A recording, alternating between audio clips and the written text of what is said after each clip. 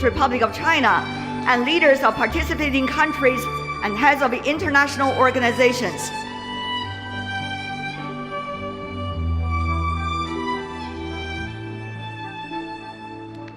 Ladies and gentlemen, please take your seat.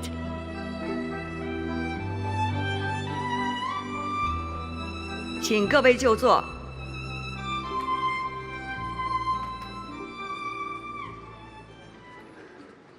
现在，请博鳌亚洲论坛秘书长李保东先生主持开幕式。Now let's welcome Mr. Li Baodong, Secretary General of the Boao Forum for Asia, to moderate the opening plenary.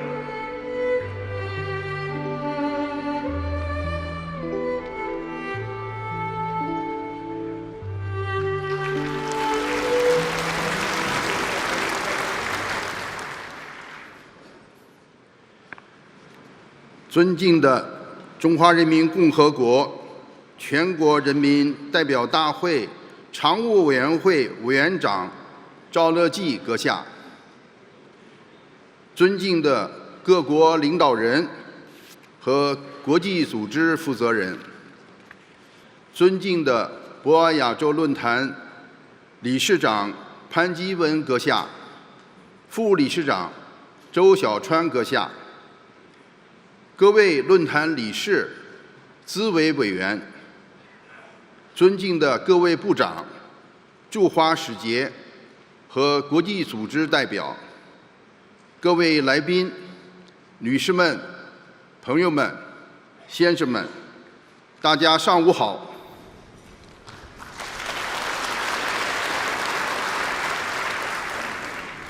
首先，我荣幸地宣布，博鳌亚洲论坛2024年年会正式开幕。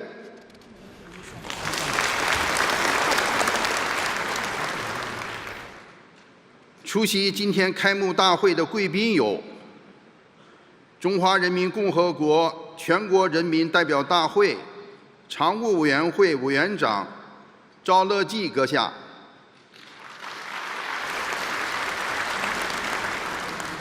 哈萨克斯坦共和国总统托卡耶夫阁下，瑙鲁共和国总统阿迪昂阁下，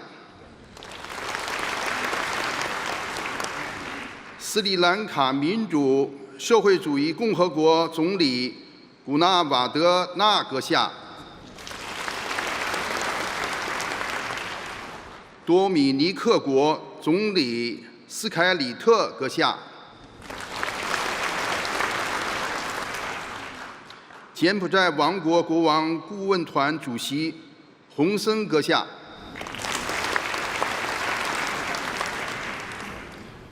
世界知识产权组织总干事邓洪森先生，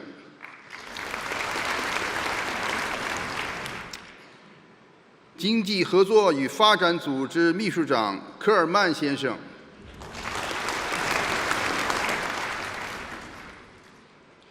东南亚国家联盟秘书长高金红先生，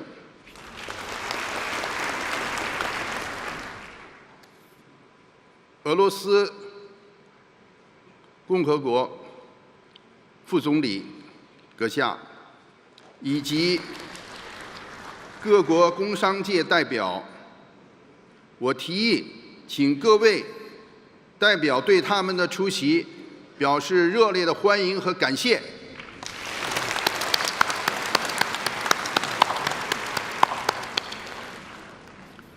70年前，多位亚洲领导人创造性地提出和平共处5项原则，为维护亚洲和世界的和平与稳定，促进国际关系的健康发展，做出了不可磨灭的贡献。当前，人类社会虽然已经走出新冠疫情的阴霾，但国际形势动荡加剧，危机冲突此起彼伏，世界经济复苏乏力。博亚洲论坛立足和平繁荣、友好共生的亚洲家园，赓续弘扬先贤们的崇高理念和宽广胸襟，同世界各国政府和工商界以及各国际组织一道，以人类前途为怀，以人民福祉为念，践行真正的多边主义，不断为世界注入宝贵的稳定性和正能量。下面，我邀请博鳌亚洲论坛理事长潘基文阁下致欢迎词。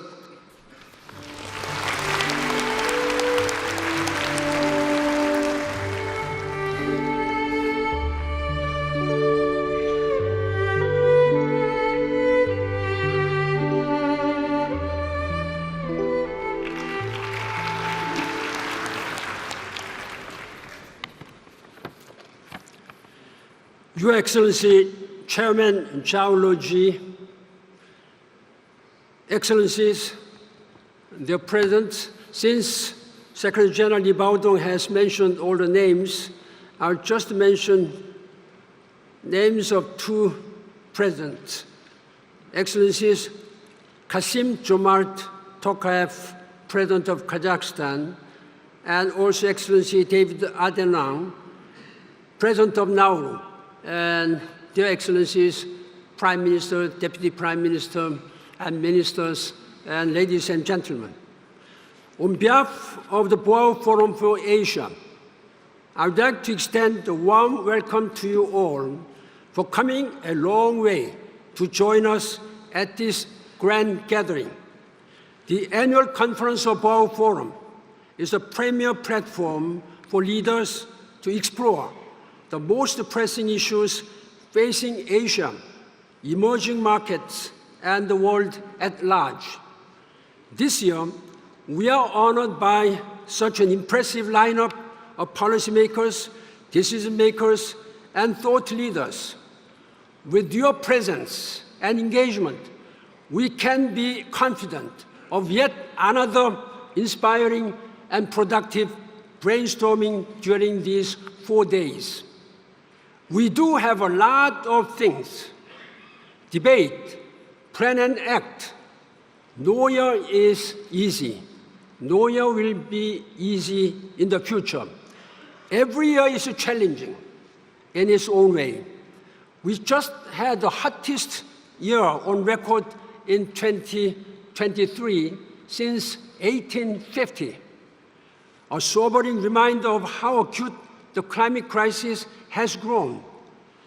Countries are acting to respond and making progress. The COP28 in Dubai, United Arab Emirates, December last year, made a historic consensus to transition away from fossil fuels. Leaders committed to tripling renewable energy capacity and doubling energy efficiency improvements by 2030.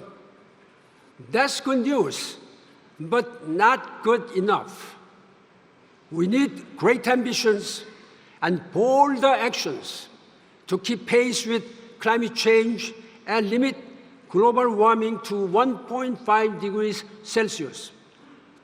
Let us do much better at the COP29 this year in Azerbaijan. In the face of the looming climate crisis, every passing year matters. Seize the day, seize the hour. I had long worked in the United Nations as Secretary General, and always keep in mind the two lofty goals of the United Nations: peace and development. There were good times when we enjoyed a global peace dividend and fast globalization that benefited the majority of countries and peoples. There were bad times when geopolitics and ideology took precedence and split the world into opposing camps and blocs. The lessons we have learned the hard way is that we cannot go back to the bad times in any way. The only way forward is solidarity, cooperation, multilateralism, globalization, and an open world economy. Unfortunately, not everyone learns the lessons, or they just turn the other way. What we are seeing today is a worrying trend in geopolitics and geoeconomies. Conflict in Ukraine is now in its third year and has yet to find a diplomatic or negotiated settlement. Conflict in the Middle East has turned Gaza into a massive humanitarian crisis and disasters. Attacks in the Red Sea put 15% of global trade at risk. Reshuffling of global supply, trade, and investment flows is taking place at the cost of a truly inclusive globalization. But eventually, it's common sense and proven wisdom of mankind that will prevail. I have deep faith in the power of countries working with, not against each other. My message to you, my fellow delegates and dear global leaders, is clear and simple. Global crises have forced us into one same boat. We have no other choice but to row in the same direction, correct direction. We are faced with common challenges. We must take up our share of responsibilities. With great power comes great responsibilities. People in this room are global leaders with the power and influence in Asia and the world. As leaders, we are duty-bound to stand up, speak out, and lead by action and lead by example.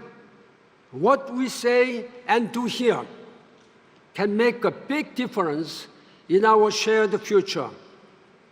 People lay high hopes on us and on you. Do not let people down. And again, thank you, Your Excellencies and distinguished guests, all for joining us this 24th World Forum for Asia. I wish a happy stay here in Boao and wish this conference a great success. Ladies and gentlemen, dear leaders, let us work together to make this world sustainable and peaceful for our future generation. That is, for leaders, your political responsibility. For us and for all of the guests, there's a moral responsibility. Let's finish our job. Thank you very much. 谢谢。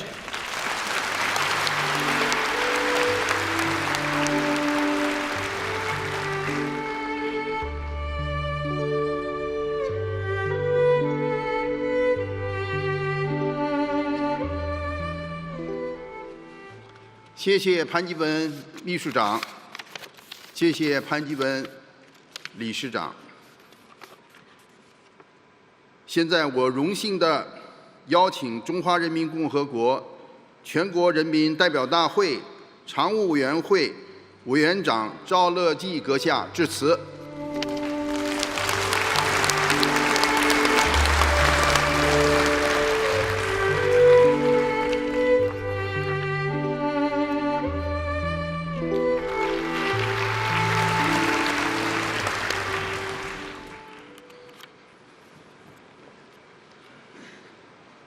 尊敬的各位国家元首、政府首脑，尊敬的各位国际组织负责人，尊敬的各位博鳌亚洲论坛理事，各位来宾、女士们、先生们、朋友们。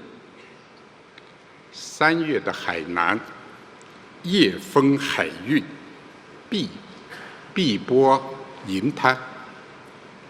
在这个美好的季节，很高兴同各位新老朋友汇聚一堂，共同出席博鳌亚洲论坛2024年年会。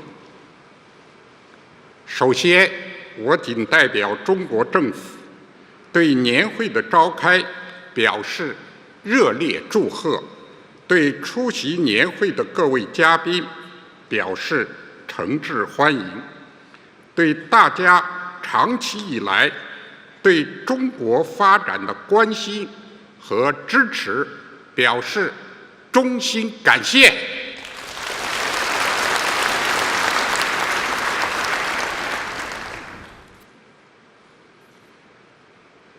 当今世界百年变局加速演进，世界经济复苏乏力，矛盾冲突接踵而至，霸权霸道危害深重，和平与发展面临严峻挑战。是加强团结协作，携手应对各种风险挑战，还是抱持零和思维，把世界推向分裂对抗？两种选择，两种道路，攸关人类前途和世界未来。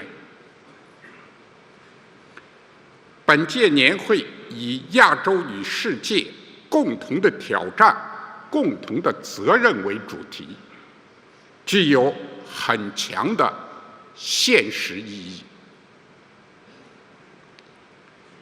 面对人类向何处去这一时代之问，中国的回答是携手构建人类命运共同体。中国国家主席习近平在多个国际场合指出，构建人类命运共同体，就是每个民族、每个国家的前途命运都紧紧连在一起，应该风雨同舟、荣辱与共，努力把我们生与死、长与死的星球建成一个和睦的大家庭。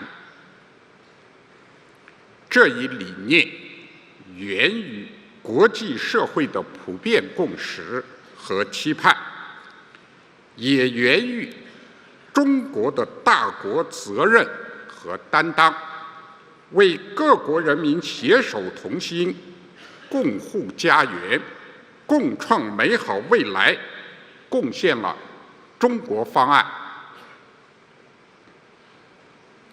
10多年来，构建人类命运共同体已经从中国倡议扩大为全球行动，从美好愿景转化为丰富实践，从理念主张发展为科学体系。我们倡导平等有序的世界多极化和普惠包容的经济全球化，坚持大小国家一律平等，呼吁各国超越集团对抗、零和博弈的旧思维，践行真正的多边主义，共同建设开放型世界经济。我们提出和践行高质量共建“一带一路”、全球发展倡议、全球安全倡议、全球文明倡议，给世界带来了繁荣稳定的巨大红利，创造了扎扎实实的民生福祉。女士们、先生们、朋友们，70年前和平共处5项原则在亚洲首倡，至今历久弥新，仍然具有强大的生命力。亚洲人民历经热战、冷战，饱经沧桑忧患，深知和平弥足珍贵，发展来之不易。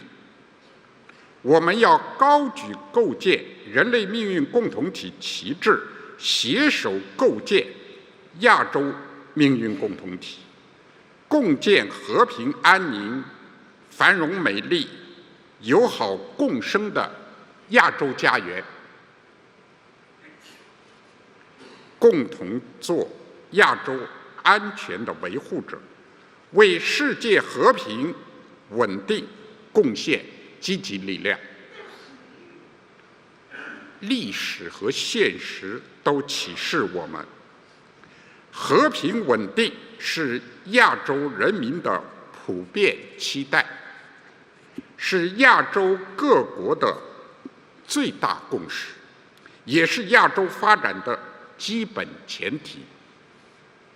面对错综复杂的国际安全威胁，我们要落实好全球安全倡议，践行共同、综合、合作、可持续的安全观，摒弃冷战思维、集团对抗，反对强权政治、霸权行径，维护好兼顾各方诉求、包容各方利益的区域秩序，始终把亚洲长治久安的前途命运掌握在自己手中，让和平薪火代代相传，共同做亚洲发展的促进者，为世界经济复苏提供巨大机遇。今天的亚洲已经成为全球最具活力和增长潜力的地区，经济总量占全球的40%，对全球经济增长贡献率超过70%。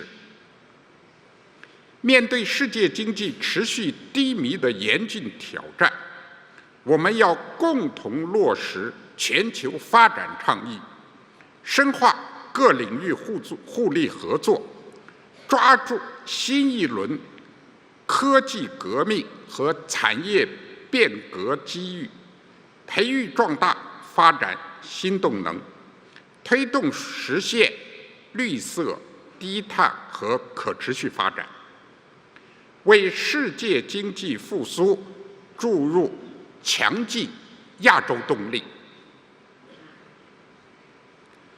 共同做亚洲合作的践行者，为世界团结协作凝聚广泛共识。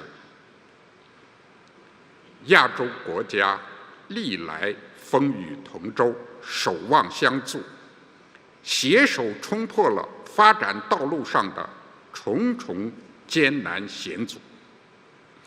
面对国际上鼓吹分裂对抗的杂音，我们要坚持独立自主、团结自强，继续做前进道路上的同行者，共同反对单边主义和极端利己主义，反对选边站队的阵营对抗，防止地区和世界沦为地缘争夺的角斗场，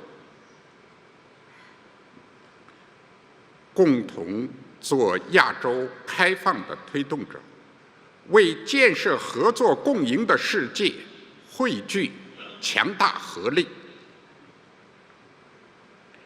人类社会发展的实践告诉我们，开放带来进步，封闭必然落后。当今世界经济全球化潮流不可逆转，任何国家都无法关起门来搞建设。我们要坚持合作共赢理念，共同实施区域全面经济伙伴关系协定，高质量共建“一带一路”，积极推进中国东盟自贸区3.0版升级谈判，建设更加紧密、更加开放的区域共同市场，反对贸易保护主义和各种形式的筑墙设垒、脱钩断链，在开放中共享机遇，在合作中寻求共赢，共同做亚洲文明的弘扬者，为世界文明交流互鉴注入不竭动力。习近平主席指出，应对共同挑战，迈向美好未来，既需要经济科技力量，也需要文化文明力量。我们要践行全球文明倡议，共同倡导尊重世界文明多样性，弘扬全人类共同价值，推动不同文明和谐共处、互学互鉴、相互成就，促进亚洲和世界各国人民相知相亲，共享人类文明发展成果。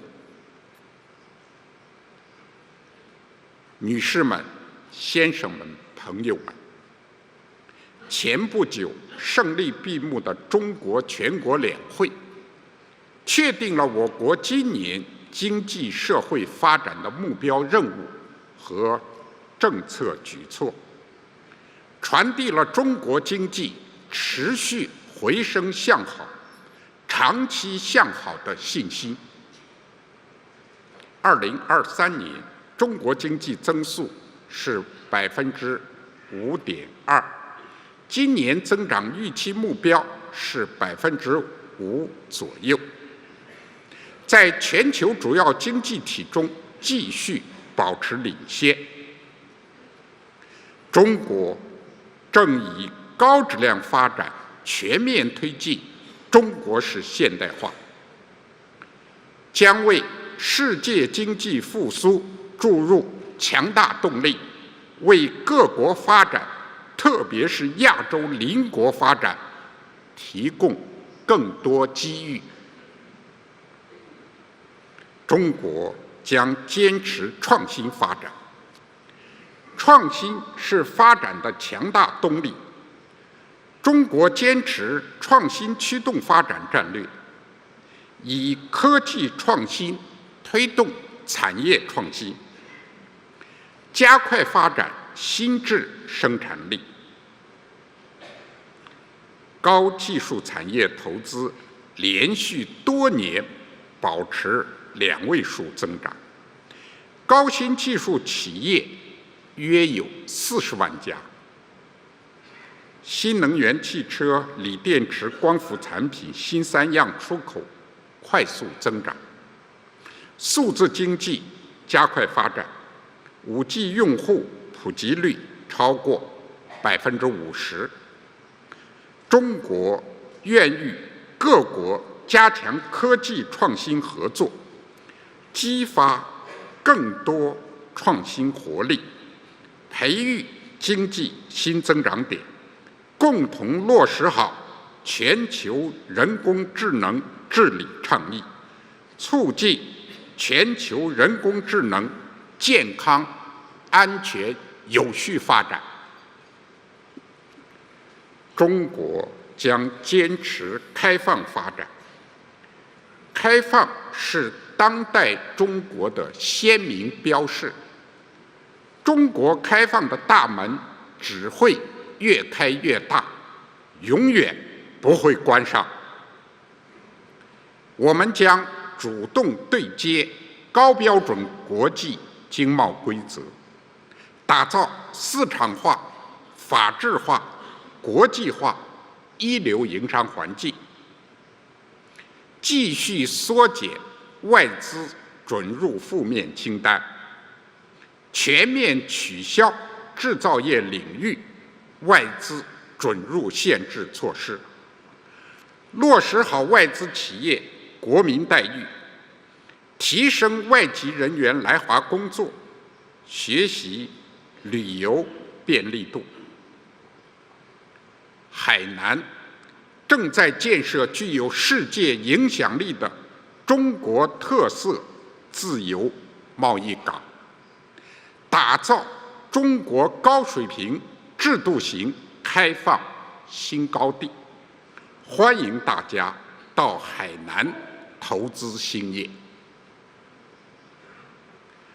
中国将坚持绿色发展，绿色是中国高质量发展的亮丽底色。现在，全球光伏发电装机容量接近一半在中国，全球新能源汽车一半以上行驶在中国，全球1/4的新增绿化面积来自中国。我们正在加快推动经济社会发展绿色化、低碳化，力争2030年前实现碳达峰，2060年前实现碳中和。在绿色基建、绿色能源、绿色交通、绿色生活等领域，形成规模庞大的发展增量，孕育的投资和消费市场每年将达到10万亿元级。中国将坚持共享发展。中国已经是140多个国家和地区的主要贸易伙伴，是越来越多国家的主要投资来源国，是大多数国家最重要的投资目的地之一。未来5年，中国货物进出口有望累计超过32万亿美元。14亿多人口的超大规模市场潜力将不断释放。投资中国就是投资未来。我们诚挚欢迎世界各国搭乘中国发展的快车，携手实现和平发展、互利合作、共同繁荣的世界现代化。女士们、先生们、朋友们，中国古人说：“乘众人之智，则无不任也；用众人之力，则无不胜也。”人类生活在同一个地球村，世界各国同乘一条命运与共的大船。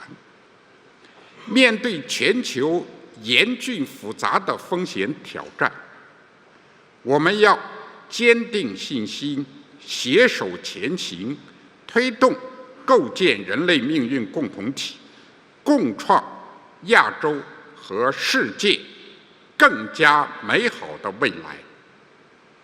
最后，祝博鳌亚洲论坛2024年年会圆满成功！谢谢大家。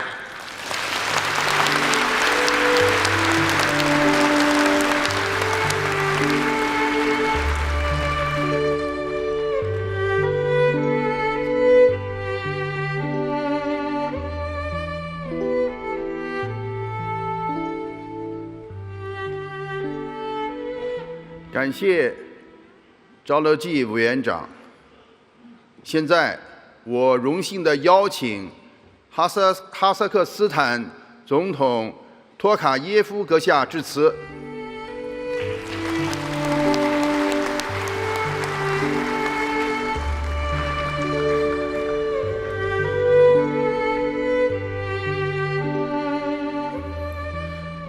Excellencies, I extend my sincere appreciation to the leadership of the People's Republic of China, the forum's honorable chairman, Mr. Ban Ki-moon, and its secretariat.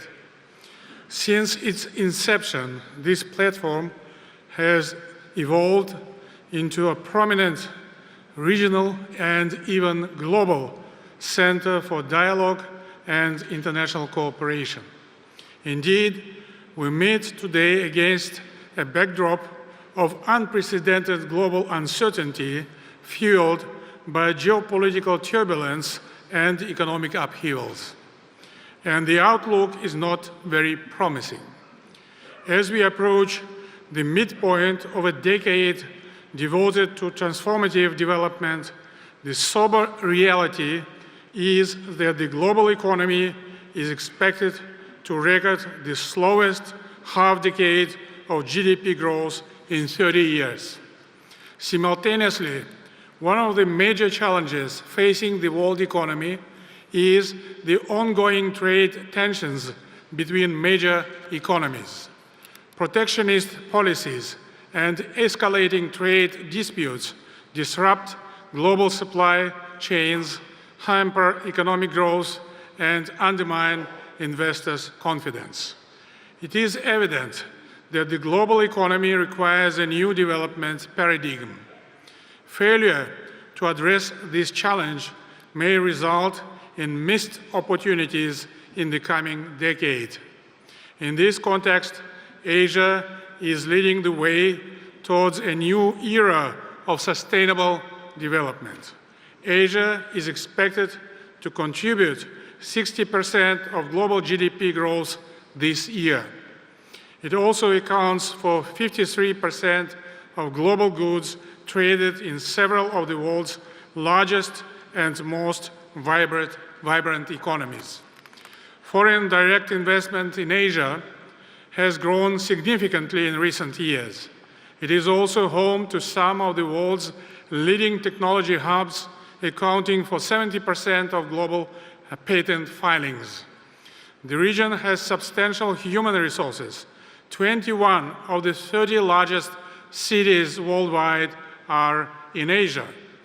Of the anticipated $30 trillion in middle-class consumption growth by 2030, only $1 trillion is expected to come from today's Western economies.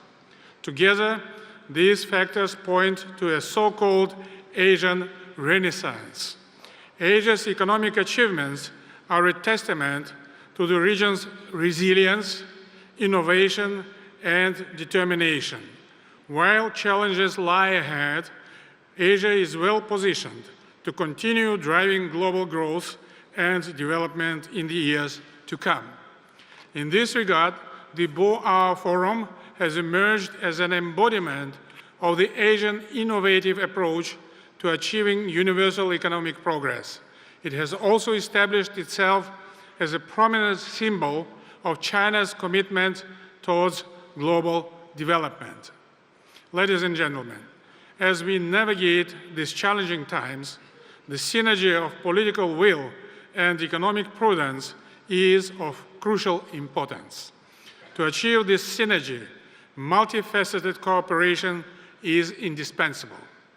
It is imperative that we come together to tackle these challenges head-on with wisdom, courage, and inclusive interaction. This fundamental logic is the basis of my country's relations with all other countries, especially here in Asia. Today, Kazakhstan-China relations offer a model of effective partnership in which our country has become a primary trade and economic partner for China in Central Asia. Kazakhstan accounts for half of Chinese trade and investment in the region. Kazakh-Chinese mutual trade turnover reached a historical record of $41 billion last year. In 2023, the cargo volume between our countries increased by 22%, amounting to almost 30 million tons. The groundbreaking mega project Belt and Road Initiative, BRI, was initially unveiled during President Xi Jinping's visit to Kazakhstan over a decade ago. This project serves as a key bridge between East and West, and Kazakhstan accounts for 80% of all continental traffic between China and Europe. This is a critical advantage that we must fully utilize. Our own investments are strategically aligned with the BRI and aim to build a modern, multimodal, environmentally friendly and sustainable infrastructure system. It is also important that Belt and Road project is linked to the Eurasian Economic Union, and Kazakhstan will be continuously playing an essential role in this process. As a prominent member of the Asian community, Kazakhstan emerged as the largest and one of the fastest growing economies in Central Asia. Kazakhstan accounts for 70% of Central Asia's overall GDP.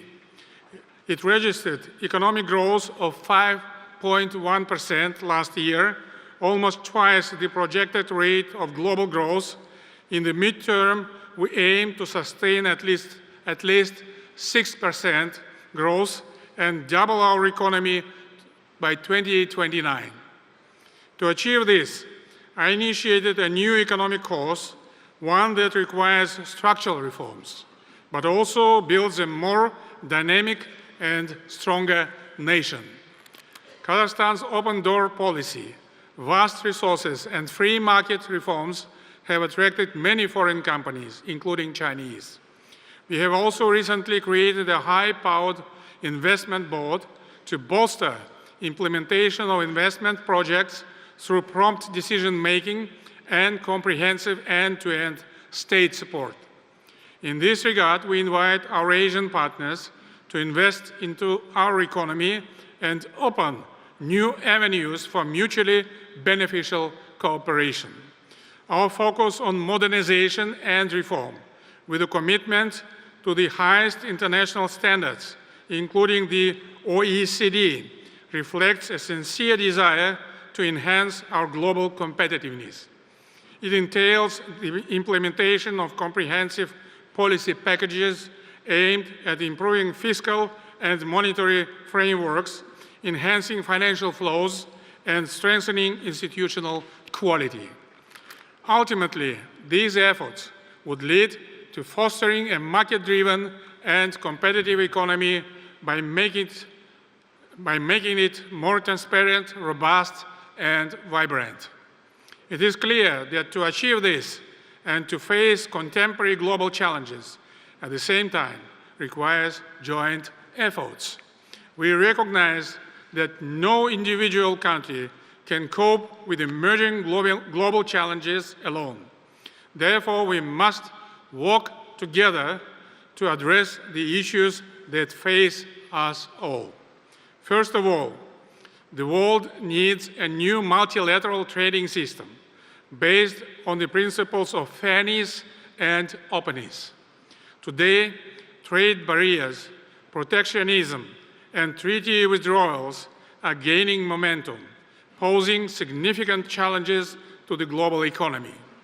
Addressing these challenges requires elimination of unfair trade barriers, as well as making supply chains more transparent through digitalization. Second, the global financial framework must be reinvigorated. The financial system should provide equality for all nations, rather than benefiting only a select few. For developing economies to achieve net zero will require a formidable increase in investment, $2.4 trillion per year. However, the consequent reduction of pollution and climate impacts could save the world up to $4 trillion annually. Hence, we urge the international community to scale up its commitment to sustainable finance initiatives. Moreover, huge Asian bond market has the potential to fuel many development projects. The Eurasian Development Bank plans to issue the first Panda bond as a new financial investment instrument. It can be critical to finance global infrastructural projects. Third, food security remains the most pressing global challenge. Nearly 1/3 of the global population still suffers malnutrition. Kazakhstan, as a leading producer of wheat in Central Asia, is committed to utilizing its agricultural potential to ensure global food resilience. In general, we must collectively enhance international cooperation by establishing targeted programs, collaborative agro-innovation hubs, and transfer of innovative technologies. Fourth, the expansion of transit transport cooperation among Asian countries holds significant strategic importance. It is crucial to double up our efforts to develop both existing and new transportation routes. Thus, the Trans-Caspian International Transport Route, or the Middle Corridor, has emerged as the most viable path to secure supply chains between Asia and Europe. Last year, the cargo volume through this route doubled to 3 million tons. In coming years, we expect to reach 10 million tons. At the same time, Kazakhstan is ready to cooperate with its neighbors in developing the North-South corridor. Our country has invested more than $35 billion in transport infrastructure. Over the next 3 years, we plan to build over 1,300 kilometers of railways, increasing our transportation capacity towards China, South Asia, and Europe. We welcome the full-fledged involvement of our Asian partners in jointly developing infrastructure projects within these transport crossroads. Fifth, technological cooperation, especially in artificial intelligence, has immense potential to fuel the sustainable growth of the world economy. In this regard, we commend China's Global Artificial Intelligence Governance Initiative. We look forward to fostering strong collaboration among major Asian technology giants to implement joint innovative IT projects. Kazakhstan has worked hard to digitize. More than 90% of governmental services in our country are provided electronically, and the share of non-cash transactions now exceeds 80%. Our country is recognized today by the United Nations as one of the top 30 states in adopting digital technologies and is well equipped to provide a comprehensive IT platform for new projects. The volume of IT exports increased fivefold last year alone. We intend to increase the figure to $1 billion by 2026. Last but not least, it is imperative to cooperate in the field of critical raw materials extraction. Rare earth metals have become an essential component for a wide range of technologies. They are indispensable to achieve net zero in strategic sectors such as industry, digital, space, and defense. We continue to work with international partners on the most effective way to harness our significant deposits of uranium, lithium, titanium, and other rare earth elements. Indeed, there is a strong need for joint geological surveys in Kazakhstan. Asia presents numerous opportunities for collaboration and growth, particularly in sustainable development, digital innovation, and cultural exchange. This impressive ascent of Asia is a true testament to the region's remarkable resilience, boundless ingenuity, and unyielding dynamism. As the region continues to evolve and assert itself, growing influence on the global stage, it is essential for countries in the area to engage and tackle common challenges while taking advantage of opportunities that can benefit all parties involved. By harnessing its economic, technological, and cultural strengths, Asia has the potential to shape the world's future. as the current chair of the Shanghai Cooperation Organization and the Conference on Interaction and Confidence Building Measures in Asia, CICA, my country sees great and practical prospects in the work of such important venues as the Boao Forum. That's why it is my sincere hope that the Boao Forum for Asia and the Astana International Forum, as twin pillars of international dialogue in Eurasia, can reinforce efforts to address common challenges in Asia and beyond. I extend a sincere invitation to my fellow leaders, innovators, and pioneers to take part in the upcoming Astana International Forum in June of 2024. By embracing a spirit of cooperation and solidarity, we can overcome the challenges that lie ahead and create a brighter future for generations to come. Thank you for your attention.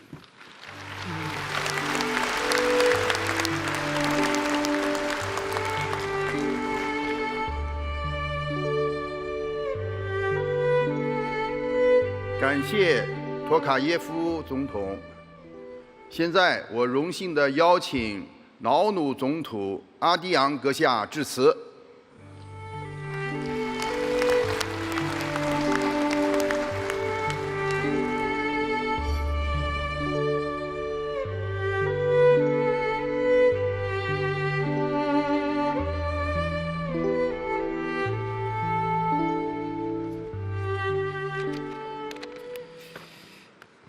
Excellencies and fellow leaders, Secretary General, distinguished dignitaries. At the outset, I would like to express my appreciation to the Secretary General and, of course, the government of the People's Republic of China for the warm hospitality and wonderful preparations. This will be the first time that Nauru will be participating in this forum, and I am honored to be here to share our perspectives as a Pacific small island developing state. We are grateful for this forum, for providing this critical platform to address the pressing challenges that confront Asia, Pacific region, and the world. This year's conference theme, Asia and the World, Common Challenges and Shared Responsibilities, underscores the pressing need for collaboration and unity in addressing complex, yet interrelated challenges. In an increasingly interconnected world, no nation can thrive in isolation. Neither should any nation be isolated from economic and financial engagement with the rest of the world.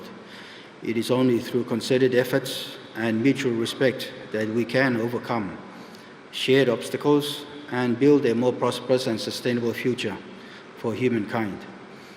As a small, remote country, we are heavily reliant on international trade and other international connections. We have seen how fragile our systems are, and this was painfully exposed when the COVID-19 pandemic hit. Prioritizing our people and their enrichment is an aspect our nation has followed, and we encourage more rather than less regional and international cooperation, so disruptions to the supply chains are minimized. We must build bridges instead of walls and work towards a more integrated and connected world for all our people. We should be inclusive and engaging, and look towards maximum economic and financial participation so that no country, large or small, and despite whatever development status, is left behind. Nauru has recently established bilateral relations with China to recognize and support wholeheartedly the One China principle. This partnership puts Nauru on the right side of history and benefits both our nations and fosters mutual respect, development, and prosperity. During this historic visit, we agreed to work closely in the fields of Belt and Road, trade, agriculture, media, and economic and financial cooperation. We appreciate and applaud President Xi Jinping's openness and the vision for promoting economic globalization and creating new prospects for growth and development, which is vital for small countries such as Nauru. Our bilateral relationship reflects our commitment and support to engagement rather than disengagement, inclusivity rather than exclusivity, with a shared future for mankind where cooperation and collaboration drive progress and prosperity for all. We believe that peace and development are inseparable pillars of human progress. Peace fosters an environment where individuals can thrive, communities flourish, and nations prosper. Without conflict, societies can allocate resources towards education, healthcare, infrastructure, and sustainable economic growth, leading to the advancement of all people. As we all know, conflicts and tensions exist in various regions worldwide. In our pursuits of progress and prosperity, we recognize that conflict hinders growth and destabilizes communities. Therefore, we must strive for peace and development without conflict. We should reaffirm our dedication to building bridges of understanding, fostering empathy, and promoting reconciliation. Together, let us work towards a world where every individual can live in dignity, harmony, and prosperity, leaving a legacy of peace for future generations to inherit. By prioritizing conflict resolution, we pave the way for prosperity, resilience, and shared prosperity for generations to come. We fully support President Xi Jinping's vision of a world without conflict and his dedication to promoting the development of humankind. Nauru stands firmly to the basic human rights of peace, prosperity, and development. Climate change poses an existential threat to Pacific Island nations, despite we ourselves contributing minimally to global carbon emissions, and yet we are among the most vulnerable to its devastating consequences, facing rising sea levels and more frequent natural disasters, threats to our food security and our way of life. Nauru is taking proactive steps to build our resilience through initiatives such as the Higher Ground Initiative, which involves relocating critical infrastructure as well as communities to higher ground, and updating our Nauru Energy Roadmap to achieve our goal of 50% renewable energy, if not more, by 2030. However, we urgently need access to climate finance to support our adaptation efforts. Moreover, we believe that the responsible development of deep seabed minerals, particularly polymetallic nodules, could provide the required metals for the transition towards much cleaner and renewable energy technologies. Unlike metals found on land, countries that have limited resources can develop these new resources and participate and promote the green energy revolution. Nauru is proud to be a leader in this emerging industry. It looks forward to collaborating with China and other partners to develop this resource in a responsible manner through the adoption of robust, world-class exploitation regulations at the International Seabed Authority. We must act decisively to combat the climate crisis and protect our planet for future generations. Nauru places the utmost importance on the well-being of our citizens. We firmly believe that it is only through unity and common purpose and diligence that we can address the challenges facing our region on a global level. Let us harness the power of collaboration, and let us build societies that are stronger, more resilient, and more prosperous for all. Nauru promotes peace, multilateralism, diversity, and inclusivity, where we can create a global community that works in harmony towards a shared vision for our future.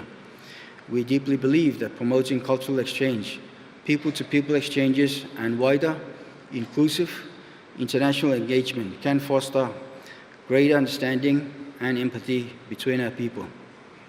On behalf of the government and the people of the Republic of Nauru, I wish everyone a successful outcome from this forum. Thank you. Xie xie. Matabakat.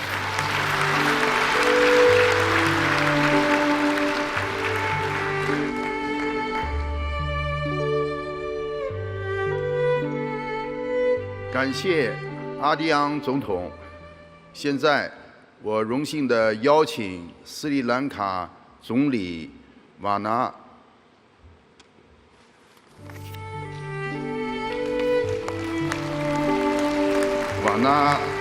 古纳瓦德纳阁下致辞。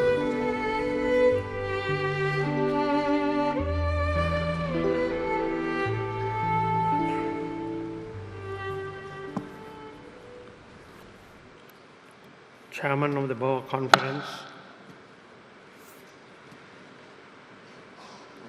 Chairman of the Chinese National Congress, Director General, President Kazakhstan, other heads of states, heads of delegations, excellencies, former Secretary General of the United Nations, Ban Ki-moon, and fellow delegates.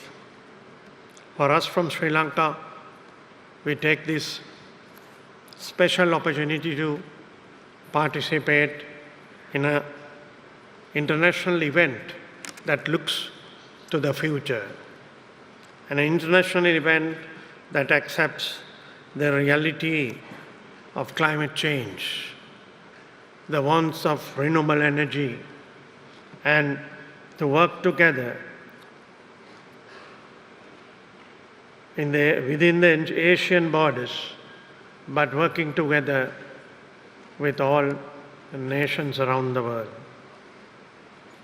Firstly, I would like to thank President Xi Jinping, who has given him tremendous strength in the strong economy that grows and the leadership that has dedicated itself to the economic growth of China. Economic growth of China is economic growth of the world. Economic growth of the world will have to be addressed as we see, as mentioned by the distinguished speakers, of a new order. The new order comes on realities of what we can achieve and what we have achieved.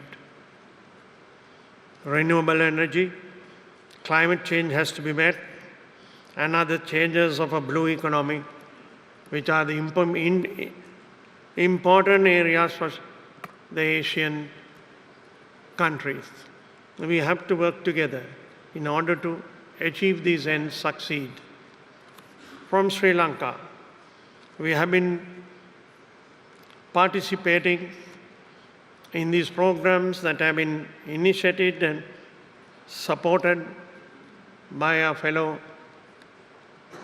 leaders, countries across Asia. I would like to take one example of a success story that we all could carry together and carry to implement in order to reach better standards of living. The experiment, though it has been called a success story of bringing millions of Chinese people from poverty to better and high living standards. We all face issues of poverty. We all have faced issues of improving our agricultural produce in order to achieve food security. The miracle rice that has been produced in China today can increase production, higher levels of income for the farmers, as well as guarantee a strong future for our food security problems. I raise these two issues because over the years, over the decades, over the centuries, population has faced the challenges of food security, security of better environment, and aspirations in order to achieve it. Today, we all know the Boa Conference represents the countries that produce almost 50% of the new investment that has flowed into renewable energy. Mr. Chairman, it is a promise for the future. It is a great trust that has been laid by the Boa Conference. Countries that have joined to take forward the responsibility of sharing the future that can be on trusted basis and targets that we can reach. With this, I would like to thank all the delegates who carry this message from today once again to our areas. relax trade barriers, open areas for more tourism, of different forms of tourism, new requirements on emissions, new plans and programs for renewable energy. These can take our planet to a future that is more secure and confidence. With these few words, on behalf of Sri Lanka, I pledge our support to continue to work together as we have committed ourselves to the maritime lanes of the Indian Ocean, to keep it free for all trade to flow from East Africa to east of Asia. Sri Lanka's port development has taken a new turn of an advanced port development with the assistance of China, for which we appreciate. Sri Lankan Colombo port will become a hub of a new developed port with financial instruments that could cater to the new demands that are growing among ourselves, among our countries, for development and investment, which is essential. This will change the present scenario from East Asia to East Africa and the blue seas, that we all could work together for the future that we face in a successful and an agreed joint program is what we look forward to. Thank you once again, and I wish all the nations all success as we move along. Thank you.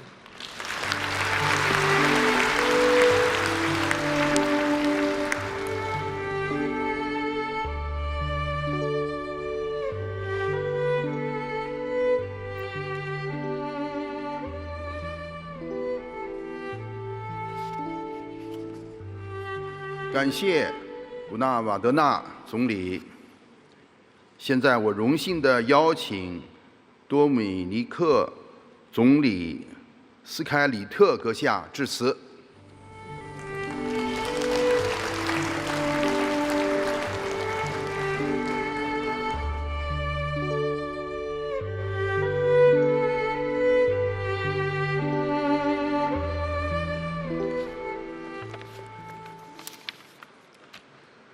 Your Excellency, Chairman of the Standing Committee of the People's National Congress, distinguished heads of state and heads of government, members of parliament, members of the diplomatic corps, special envoys, heads of international organizations, invited guests, members of the media, friends, and I want to especially recognize the former Secretary General of the United Nations and Chairman of the Board Forum, His Excellency Ban Ki-moon.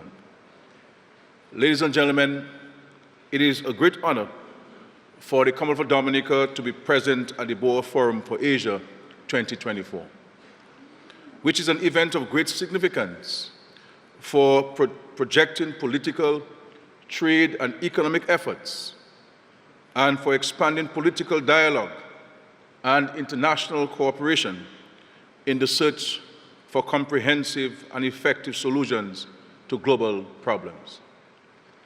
In the face of the immense challenges and imbalances that exist around the world today, we need to work together to solve the challenges we face today and build a prosperous future. We need to work together to pool our strengths and move faster towards achieving peace and sustainable development. We need to strengthen cooperation and solidarity between countries in order to provide effective responses to the financial, economic, and social crises faced by many countries around the world.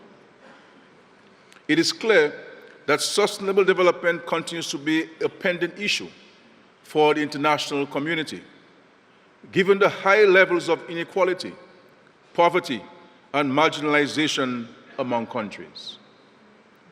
Gross inequalities between developed and developing countries persist and are widening. The unjust international economic order persists and is strengthened, and the devastating burden of which continues to be borne by the poorest countries. The effects of climate change threaten the existence of low-lying developing island states and continue to destroy lives. Dear friends, today we have the opportunity to move towards a change of era. We have an option of continuing with the same patterns of production, energy, and consumption that are no longer viable and cause terrible damage to the environment, or assuming a new path that ponders sustainable and inclusive development and with a long-term vision. For these reasons, we share the idea that development will not be sustainable unless it is inclusive of a resilience agenda. The convergence of interests, purposes, and actions among peoples, individuals, states, and the international organizations is essential in order to achieve collective goals. In this regard, we recognize the role of the Boer Forum and the People's Republic of China in providing development alternatives for other countries on the basis of mutual respect and mutually beneficial cooperation. The global initiatives promoted by the People's Republic of China have created the necessary conditions to stimulate economic growth without harming the environment. They have been beneficial in actively assisting developing countries in their process of industrialization and access to digital technologies. Since President Xi Jinping proposed the Belt and Road Initiative 10 years ago, states have expressed their support and appreciation for this initiative through bilateral and multilateral mechanisms. The most tangible results of these have been seen in the areas of poverty reduction, food security, health cooperation, financing for development, climate change and green development, digital economy, and connectivity in the digital age. China has created a development miracle that has astonished the world, and at the same time, China has made great contributions to the cause of global development. Similarly, the Chinese government, in line with its short, medium, and long-term development goals and strategies, has continued to promote the holding of the Boer Forum to build a platform for cooperation with other countries with a view to achieving a high-quality economic development and a shared, prosperous future for mankind. Dear friends, like China, the Commonwealth of Dominica's development initiatives are people-centered. To this end, we are committed to being the world's first climate-resilient nation and have made great efforts to achieve this goal. We have implemented the National Strategy for Resilience Development, Dominica's Climate Resilience and Recovery Plan 2020-2030, and the Disaster Risk Financing Strategy, which together have defined a roadmap for implementing the Sustainable Development Goals. Dominica also welcomes the exchange of experiences and international cooperation in science, technology, and innovation, as well as access to them. We will continue to advocate the maintenance of multilateralism and partnership for solidarity as ways to find global solutions to common challenges. Dear friends, Dominica and China are good friends. Our friendship transcends dollar diplomacy. It is based on mutual respect, trust, non-interference in each other's domestic affairs, and win-win cooperation.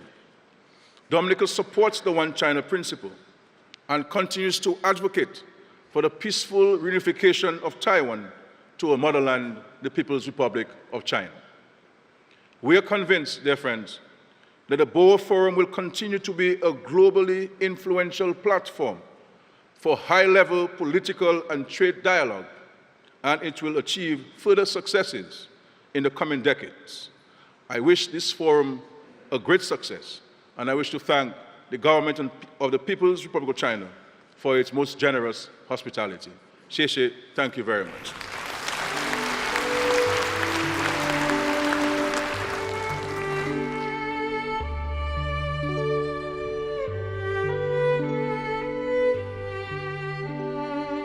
感谢斯凯里特阁下发言。下面，我荣幸地邀请柬埔寨国王顾问团主席洪森阁下致辞。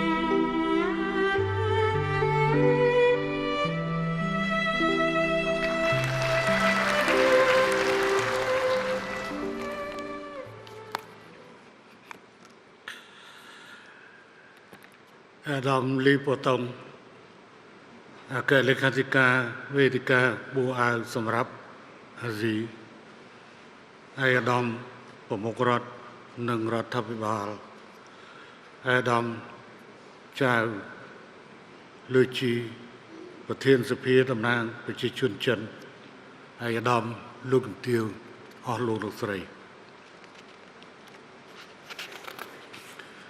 ខ្ញុំមានសេចក្តីសប្បុរសក្រៃលែងដែលបានថ្លែងសន្ទរកថាក្នុងវេទិកាបូអាវសម្រាប់អាស៊ីក្រោមមូលបទអាស៊ីនិងពិភពលោកបញ្ហាប្រឈមនឹងការទទួលខុសត្រូវរួមជាមួយនឹងវត្តមានជាង20ឆ្នាំកន្លងមកនេះវេទិកាបូអាវសម្រាប់អាស៊ីត្រូវបានទទួលស្គាល់ថាជាវេទិកាប្រកបដោយឥទ្ធិពលមួយសម្រាប់ការរៀបចំរបៀបវិរៈថ្នាក់តំបន់និងសកលតែបានពំនាំនៅសម្លេងនិងបញ្ញាញាណរបស់អាស៊ីនៅក្នុងការដោះស្រាយបញ្ហាប្រឈមដ៏លំបាកនានានៅក្នុងកិច្ចខិតខំប្រឹងប្រែងកសាងពិភពលោកមួយដែលមានសន្តិភាពនិងឈានទៅរកភាពកាន់តែប្រសើរសម្រាប់ទាំងអស់គ្នាជាបឋមខ្ញុំសូមអបអរសាទរខួបលើកទី75នៃការបង្កើត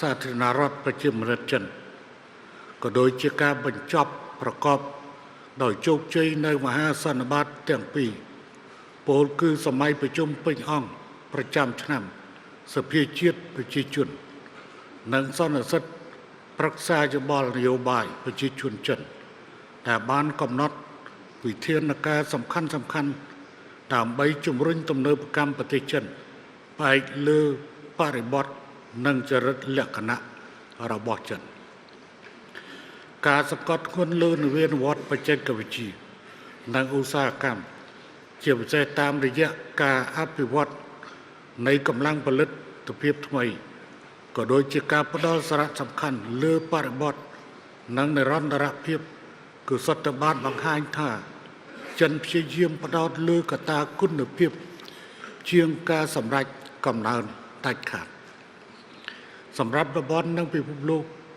យើងមានសេចក្តីរីករាយទៅពេលដែលចិនបន្តអនុវត្តគោលនយោបាយសេដ្ឋកិច្ចនិងពាណិជ្ជកម្មបើកចំហនិងបង្ហាញការប្រាជ្ញាយ៉ាងមុតមាំនៅក្នុងការកសាងសហគមន៍ជោគវាសនារួមសម្រាប់មនុស្សជាតិតាមរយៈការលើកកម្ពស់សកលភាវូបនីយកម្មដែលផ្ដល់ផលប្រយោជន៍ដល់ការអភិវឌ្ឍរួមសម្រាប់ទាំងអស់គ្នាឯកឧត្តមលោកជំទាវអស់លោកលោកស្រីបច្ចុប្បន្ននេះតំបន់ជាច្រើននៃពិភពលោកមិនទាន់បានធូរស្បើយពីសង្គ្រាមនិងផលប៉ះពាល់ដ៏ធ្ងន់ធ្ងរដែលបានកើតឡើងទៅលើជនស្លូតត្រង់ក៏ដូចជាលើសេដ្ឋកិច្ចនិងពាណិជ្ជកម្មអន្តរជាតិនោះទេ សង្គ្រាមនៅអ៊ុយក្រែនបានឈានចូលដល់ឆ្នាំទី3ហើយជាអកុសលយើងមិនតាន់បានឃើញនៅពន្លឺ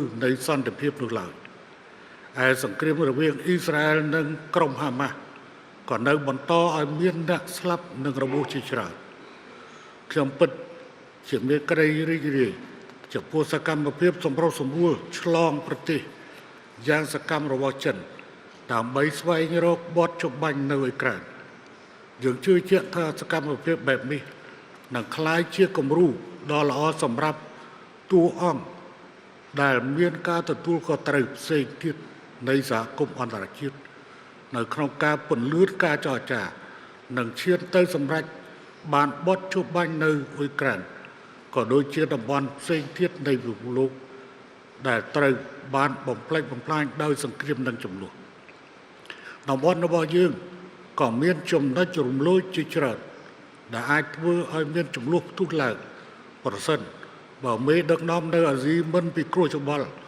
និងប្រស្រ័យទាក់ទងគ្នាដើម្បីដោះស្រាយភាពខ្វែងគំនិតគ្នាប្រកបដោយខ្លឹមសារនិងការទទួលខុសត្រូវក្តីបារម្ភរបស់ខ្ញុំនាពេលបច្ចុប្បន្នគឺនៅលើទស្សនវិជ្ជាដែលភូមិសាស្ត្រនយោបាយនៅតែបន្តគ្របដណ្ដប់ទៅលើរបៀបវារៈសេដ្ឋកិច្ចសកលព័ត៌មាននៃការធ្លាក់ចុះសេដ្ឋកិច្ចឬវិបត្តិតាមវិស័យនៅក្នុងប្រទេសមួយបានคล้ายទៅជាហេតុផលប្រកាសជ័យជំនះសម្រាប់តំបន់ផ្សេងទៀតក្នុងពិភពលោកការបោះឆ្នោតប្រជាធិបតេយ្យបានคล้ายជាឱកាសដើម្បីធ្វើការសន្យាជ្រុលនិយមធ្វើសកម្មភាពបន្ទុះប្រឆាំងនិងជំរុញផលប្រយោជន៍អាត្មានិយមដោយបានគិតគូរដល់ផលប្រយោជន៍សកលនិងសណ្ដាប់ធ្នាប់អន្តរជាតិដោយផ្អែកលើវិធានច្បាប់លើសពីនេះការសាររើរចនាសម្ព័ន្ធនៃខ្សែសង្វាក់គុតគង់នាពេលបច្ចុប្បន្នมันបានលើកទឹកចិត្តឲ្យមានការទទួលបាននៅវិបុលភាពនិងការផ្ទេរបច្ចេកវិទ្យាដោយបើកចំហមិនរើសអើងនិងមានសមត្ថភាពនោះទេប៉ុន្តែផ្ទុយទៅវិញបានជំរុញឲ្យមានការបង្រួមកាន់តែតូចទៅនៃរង្វង់ប្រទេសមួយក្រុមដែលចង់ធ្វើឲ្យប្រទេសផ្សេងទៀតធ្លាក់ចុះសោតហើយឧត្តមលោកជំទាវអស់លោកស្រីការទទួលខុសត្រូវរួមរបស់យើងទាំងអស់គ្នានៅក្នុងតំបន់អាស៊ីគឺជាការរក្សាសន្តិភាពនិងសន្តិសុខនៅក្នុងតំបន់ដើម្បីធានាថាលទ្ធផលនៃការកាត់បន្ថយភាពក្រីក្រនិងមិនវិលត្រឡប់ថយក្រោយនិងការធានាជំរុញឲ្យកាន់តែប្រសើរឡើងនៅការអភិវឌ្ឍអនាគតដើម្បីវិវត្តភាពរួមគ្នាអាស៊ីបានសម្រេចនៅការអភិវឌ្ឍយ៉ាងខ្លាំងហើយបានដើរតួនាទីជាក្បាលម៉ាស៊ីនដឹកនាំកំណើតជាពិសេសក្នុងអំឡុងពេលដ៏លំបាកមួយដែលសេដ្ឋកិច្ចពិភពលោកធ្លាក់ចុះដល់កម្រិតខ្សោយបំផុតបើប្រៀបធៀបជាមួយក្នុងរយៈកាល3ទសវត្សរ៍ចុងក្រោយកំណើនសេដ្ឋកិច្ចរឹងមាំរបស់អាស៊ីនិងឋានៈជាមជ្ឈមណ្ឌលផលិតកម្មនិងពាណិជ្ជកម្មរបស់ពិភពលោកបានផ្ដល់ឲ្យអាស៊ីនៅតួនាទីសកលដ៏សំខាន់ទោះបីជាសេដ្ឋកិច្ចពិភពលោកមានកំណើនទាបនិងត្រូវប្រឈមដោយការសើរើរចនាសម្ព័ន្ធខ្សែច្រវាក់គុតគង់នាពេលថ្មីនេះក៏សេដ្ឋកិច្ចអាស៊ីទាំងមូលនៅរំពឹងថានឹងអាចរួមចំណែកដល់ 60% នៃកំណើនផសសជាក់ស្ដែងរបស់ពិភពលោកនៅក្នុងឆ្នាំខាងមុខនេះក្នុងន័យនេះតំបន់របស់យើងមានការចាំបាច់ត្រូវធ្វើការរួមគ្នាដើម្បីរក្សាឲ្យបាននូវសន្ទុះវិជ្ជមានសកម្មភាពរបស់យើងត្រូវតែដឹកនាំដោយគោលការណ៍ពហុភាគីនិយមដោយផ្អែកលើវិធានច្បាប់ដែលបម្រើឲ្យយើងទាំងអស់គ្នាមិនមែនសម្រាប់ក្រុមប្រទេសណាមួយនោះទេយើងត្រូវបន្តខិតខំសមារណកម្មឲ្យកាន់តែស៊ីជម្រៅនិងជំរុញការតភ្ជាប់ឲ្យកាន់តែប្រសើរជាជាងការជំរុញកាត់ផ្ដាច់និងការរាំងស្ទះយើងត្រូវទទួលស្គាល់ថាគោលការណ៍ពហុភាគីនិយមគឺជាគោលការណ៍ដែលបានគាំទ្រដល់សកលភាវូបនីយកម្ម ការអភិវឌ្ឍប្រកបដោយចីរភាពនិងការកាត់បន្ថយភាពក្រីក្រដែលផ្ដល់ផលប្រយោជន៍ជាក់ស្ដែងដល់ពិភពលោករបស់យើងនាពេលនេះ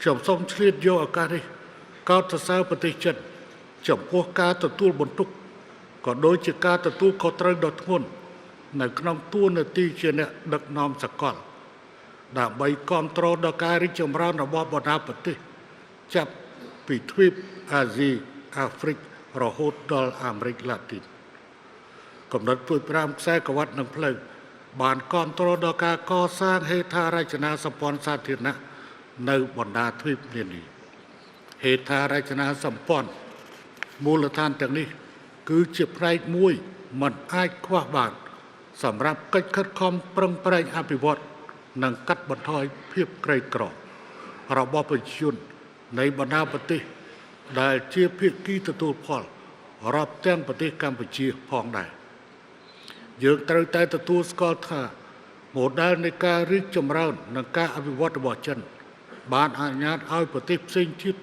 ទទួលបានវិបុលភាពជាមួយគ្នាពោលគឺមិនមែនបោះបង់ប្រទេសដទៃដើម្បីកំណើតរបស់ខ្លួននោះឡើយនេះជាការទទួលខុសត្រូវរួមរបស់យើងទាំងអស់គ្នាក្នុងការលើកកម្ពស់កំណើនរួមដោយមានសណ្ដាប់ធ្នាប់អន្តរជាតិពហុភាគីផ្អែកលើវិធានច្បាប់ដែលផ្ដល់ឲ្យគ្រប់ប្រទេសទាំងអស់មិនថាតូចឬធំអាចមានឱកាសលេចធ្លោមានការរីកចម្រើននិងមានសម្លេងទទួលស្គាល់នៅលើឆាកអន្តរជាតិយើងត្រូវខិតខំការពារពហុភាគីនិយមដែលគាំទ្រដល់ផលប្រយោជន៍សហគមន៍នៃប្រជាជាតិទាំងមូលដើម្បីឲ្យប្រជាជនទូទាំងពិភពលោកទទួលបានសន្តិភាពនិងគុណភាពជីវិតកាន់តែប្រសើរខ្ញុំសូមបញ្ចប់សន្ទរកថារបស់ខ្ញុំ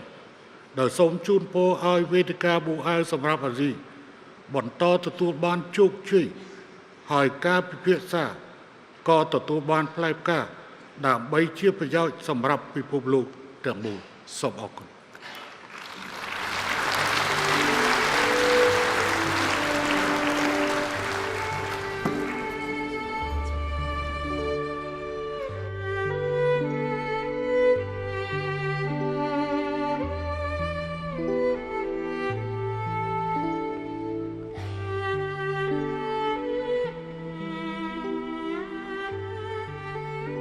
感谢洪森主席阁下。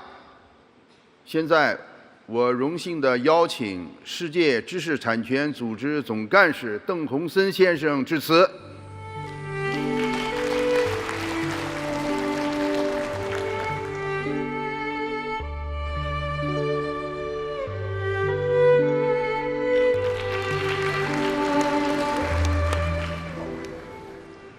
Your Excellency, Mr. Zhao Lezi, Chairman of the Standing Committee of the National People's Congress of China, Your Excellency, Mr. Ban Ki-moon, Chairman of the Boao Forum for Asia, Mr. Li Baodong, Secretary General of the Boao Forum for Asia, Excellencies, distinguished guests, it's an honor and pleasure to be here at the Boao Forum for the first time.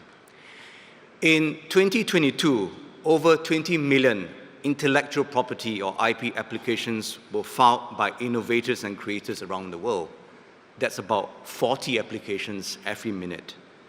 This is not entirely surprising.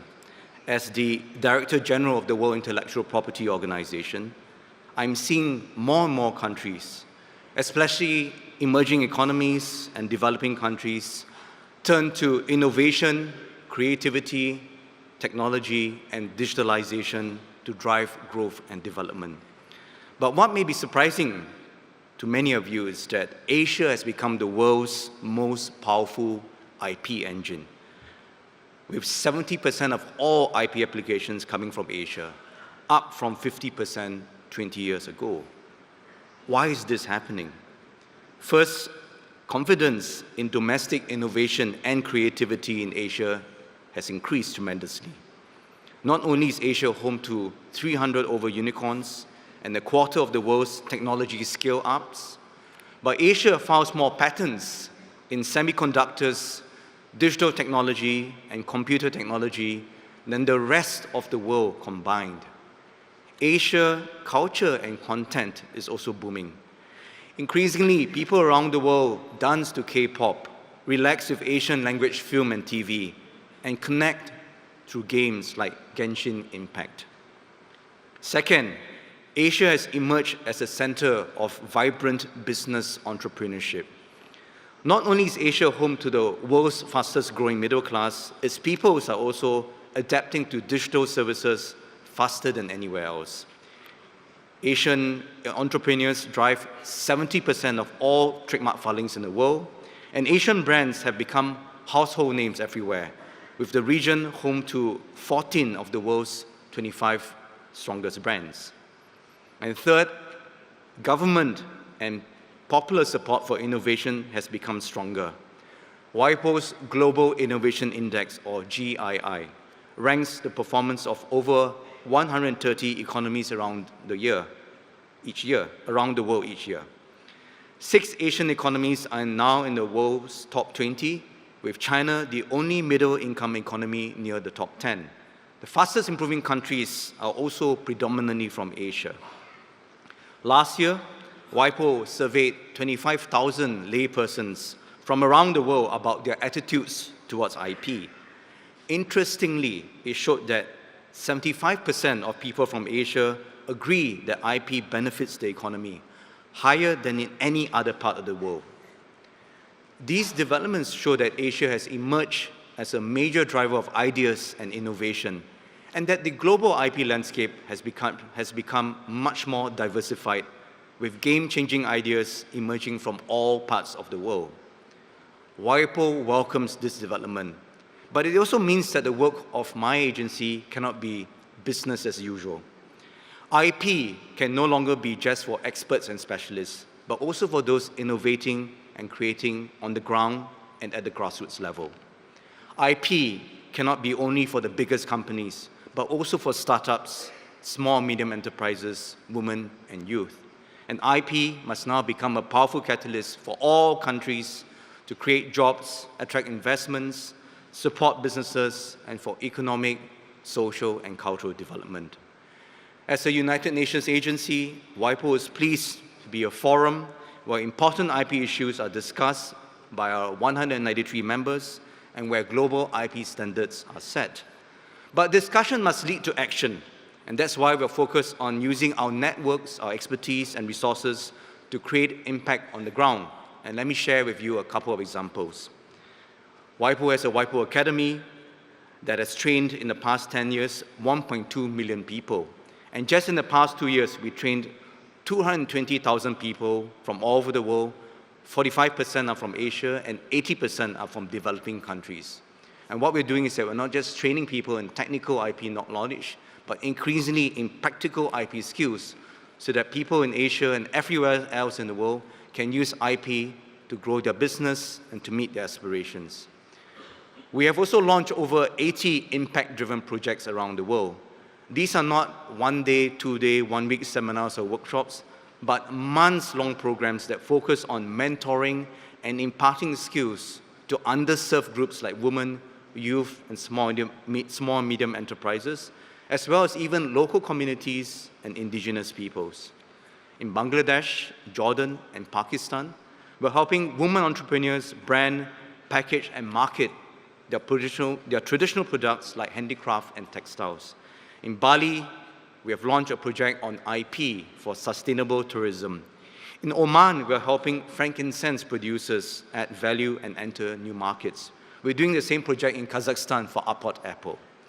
And with ASEAN, we are supporting initiatives for the region's creative and digital economy, and recently holding a joint youth digital forum in Kuala Lumpur, Malaysia. But innovation should not just serve a country or region. It has to serve the whole world as well. Let us take climate change, a challenge we all face and which many previous speakers mentioned as well. Addressing the threat of climate change requires that we harness the power of innovation and technology. While green innovations exist, the problem is how to deploy these on the ground to make a difference. Often those who are offering the technologies are not connected to those who need them. And that's why WIPO has created WIPO Green, a free online platform to matchmake those who are offering technologies with those who need the technologies. WIPO Green has grown to cover nearly 130,000 technologies from over 140 countries. It is now the largest green tech platform that the UN offers today. And with 1,000 matches, it is starting to make a difference. But much more needs to be done. And here's where we welcome more Asian green innovators to join us to make a difference to the world with your ideas. Ladies and gentlemen, in these difficult and challenging times, my belief is that IP can be a bridge, not just between an idea and the world, but also between different peoples, regions, and countries. WIPO will work hard to support each country to use IP to grow and develop, and to work with all Asian countries as well as with the global family of countries to harness the power of innovation to address our common global challenges. Thank you very much. 谢谢。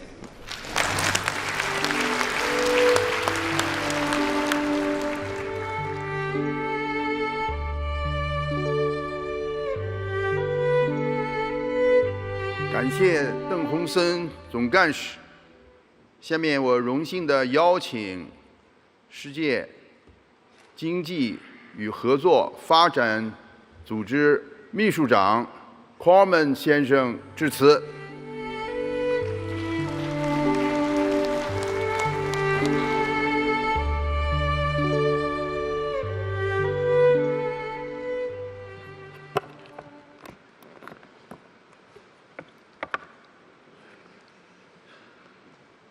Excellencies, distinguished guests, friends all, may I join others in thanking the government of the People's Republic of China and the organizers of the Boa Forum for Asia for the very generous hospitality.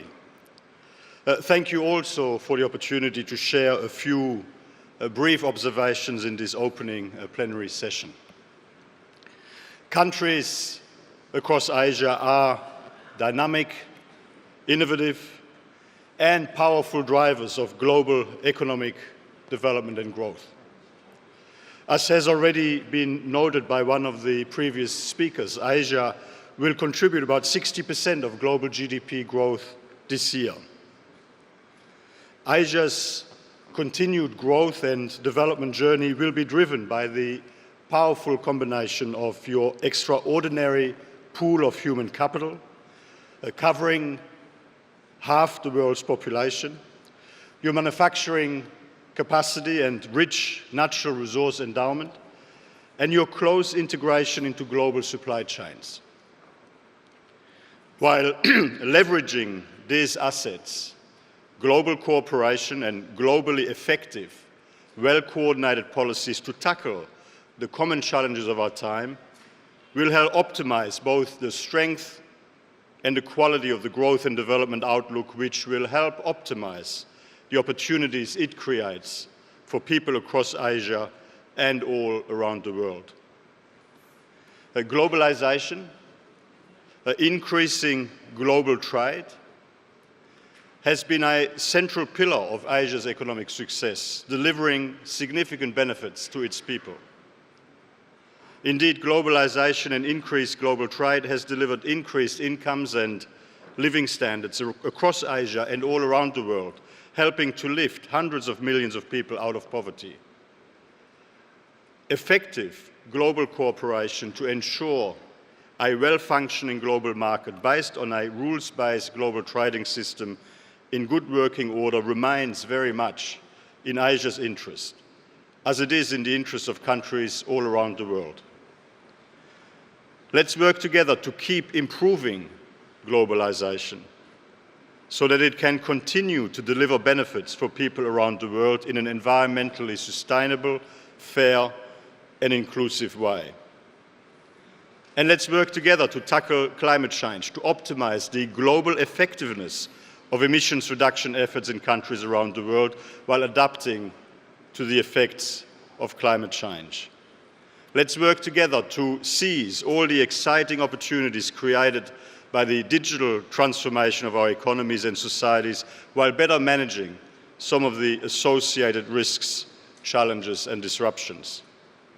And let's also work together on effective policy approaches to respond to the economic and social impacts of population aging, which is also becoming an increasing economic and social challenge for Asia. In Asia by 2050, there will be 41 people for every 100 aged 65 and over, up from just 16 today. The OECD is committed to work with governments across Asia to help navigate these and other common challenges, including through our long-standing key partnership with China. We're committed to continue our work together on reinvigorating international trade. Countries around Asia have made significant progress in trade liberalisation, including with respect to the services sector. But there is opportunity and a need to do more. We're committed to continue our work together on accelerating the sustainable transformation of our economies and meeting our climate objectives. Working together to achieve our shared objective of carbon neutrality. To achieve our shared global climate objectives, we will need to significantly improve global cooperation and coordination of our efforts. The OECD's Inclusive Forum on Carbon Mitigation Approaches is our flagship initiative, designed to help optimize the global emissions reduction impact of efforts in countries around the world through better data and information sharing, evidence-based mutual learning, and inclusive multilateral dialogue. Last but not least, we are committed to working together and share best practices to ensure our education systems equip our young and our adult learners with the skills they need to succeed in an evolving workforce impacted by the green and digital transformations, as well as population aging. Through our flagship program for international student assessment, PISA, we help policymakers identify progress in their education systems and identify priorities for further reforms with an emphasis on foundational skills for reading, mathematics, and science. Our latest results from PISA 2022 included 81 participating countries from around the world, including 13 in East and Southeast Asia. The OECD looks forward to continuing our work together with you to tackle our common challenges and to assume our shared responsibilities. We will do what we can to help secure strong, resilient, sustainable and inclusive global growth, leveraging our data, evidence-based analysis and inclusive multilateral dialogue to support better policies for better lives.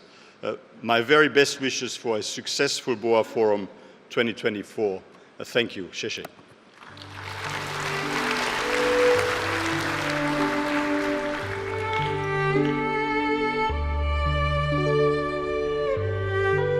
感谢 Coleman 秘书长。下面我荣幸地邀请沙特基础工业公司首席执行官阿尔法季先生致辞。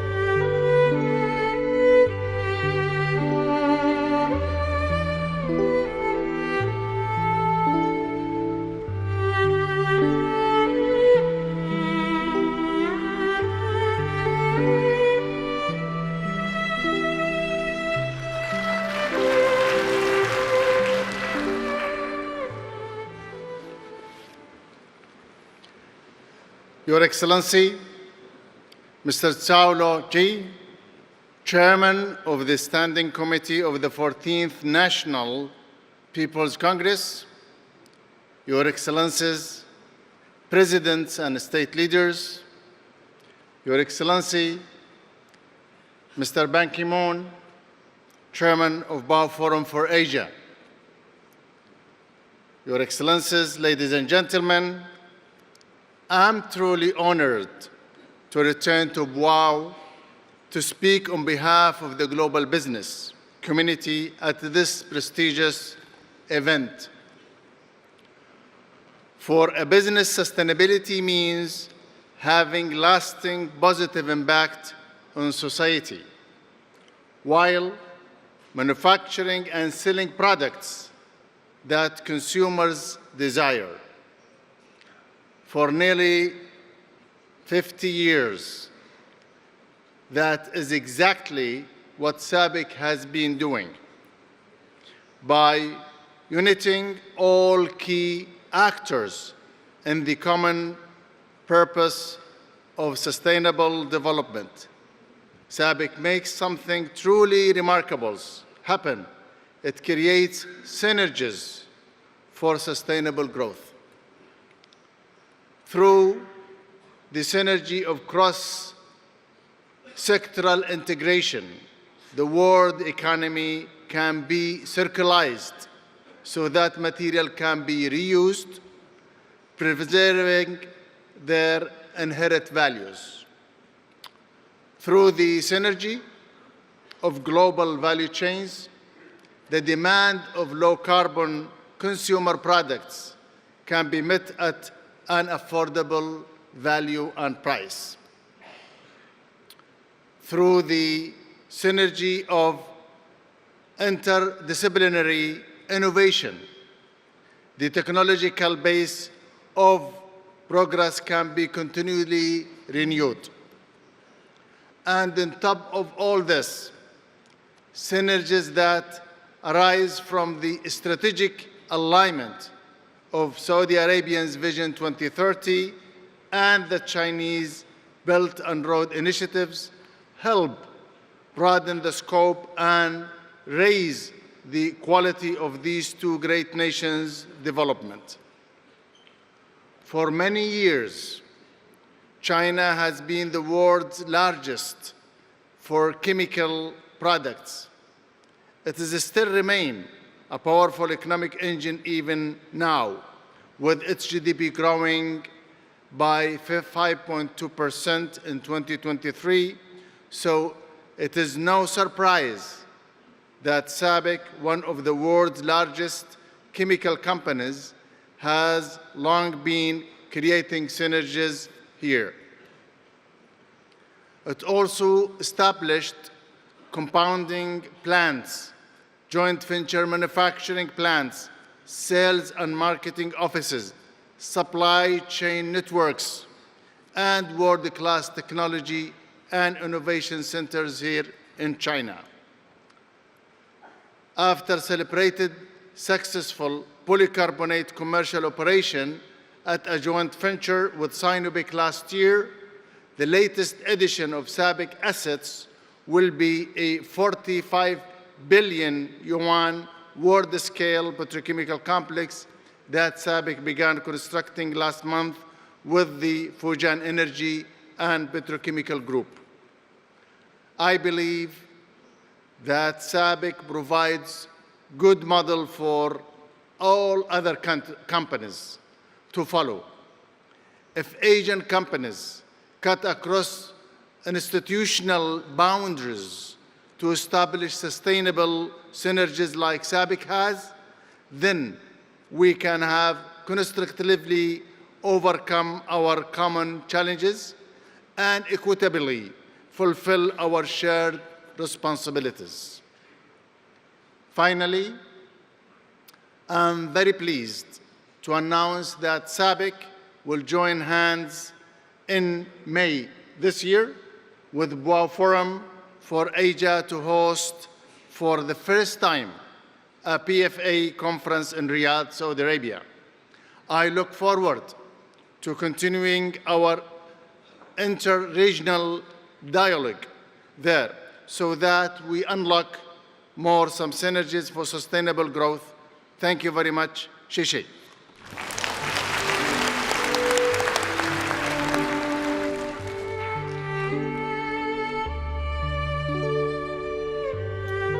感谢阿尔法季先生。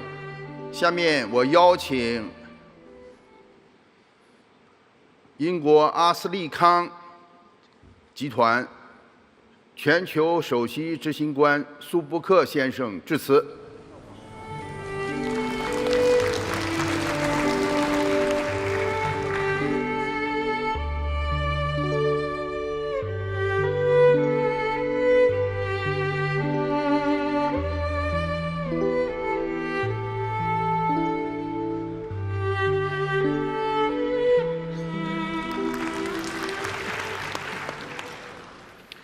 Your Excellencies, Chairman Zhao, Mr. Ban, distinguished guests, dear friends, Dajiahou.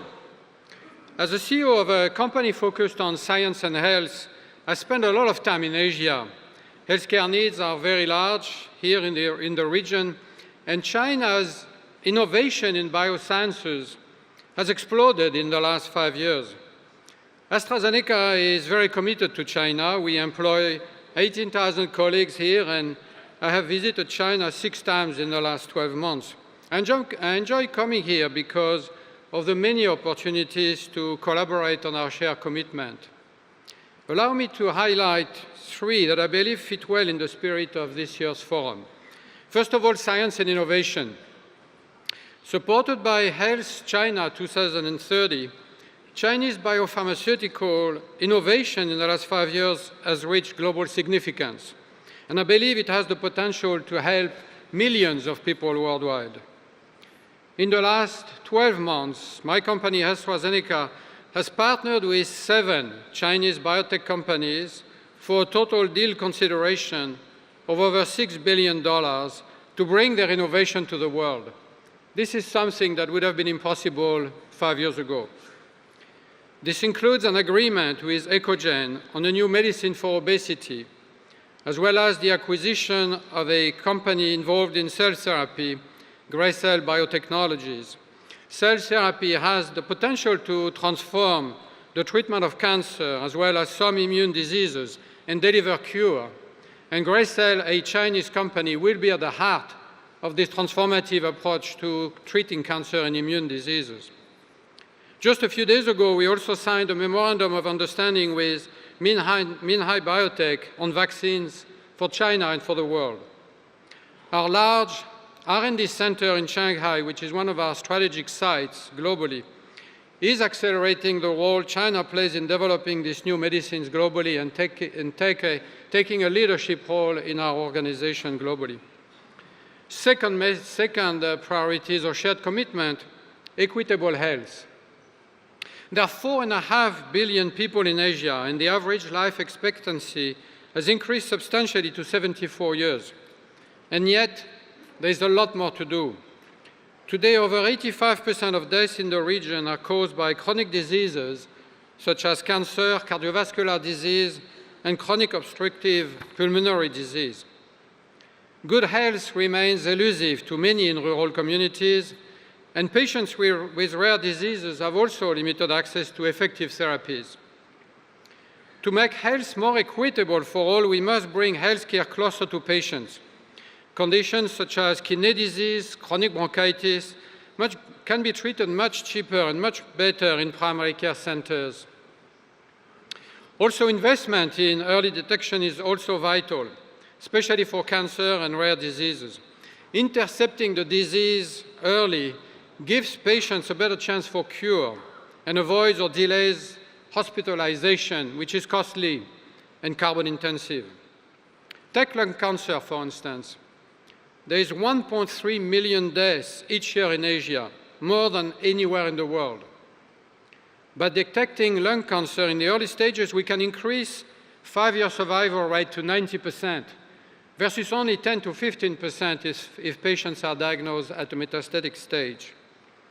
These kind of advances are within reach, and it will soon be possible to diagnose many cancers very early thanks to a very simple blood test, identifying tumor DNA in the blood. And China is playing a big role in these new technologies. Finally, and very close to my heart, sustainability. The climate crisis, we all know it, is the largest public health crisis of our time. It increases many kinds of diseases and is affecting us already today. COVID killed about 7 million people, but climate change and pollution cause an estimated 12 million deaths every year. At the same time, the healthcare sector accounts for 5% of global emissions and contributes to the problem. We must change that. So with our partners at the Sustainable Markets Initiative, we have set up the China Health Working Group to decarbonize healthcare. This creates exciting partnerships, including a green power purchase agreement for our factories across China. Thanks to these partnerships, but also thanks to our own efforts to decarbonize our supply chain, globally we've reduced our emissions by 70%, in China by 80%, even though our company doubled in size in the last few years. And today I'm also very pleased to announce that we are expanding our AZ Forest Initiative to China, bringing our total commitment to reforestation and carbon capture to $450 million globally. One of the things we need to do as a society is take carbon out of the atmosphere, and nature-based solutions like reforestation are a very good tool to achieve that. In closing, I would like to emphasize the importance of the Boao Forum to strengthen our collective efforts toward the world's greatest challenges. And we at AstraZeneca are humbled to be part of it. 谢谢。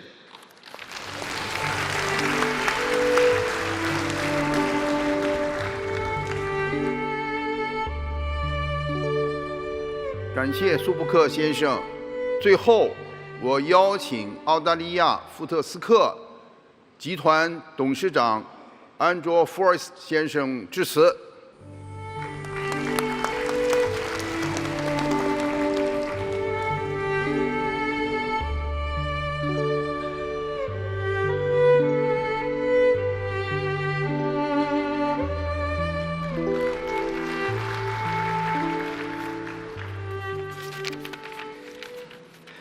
It is great to be here. Your Excellency Chairman Zhao, leaders, fellow Boao councillors, distinguished friends all. Ni hao, ni hao.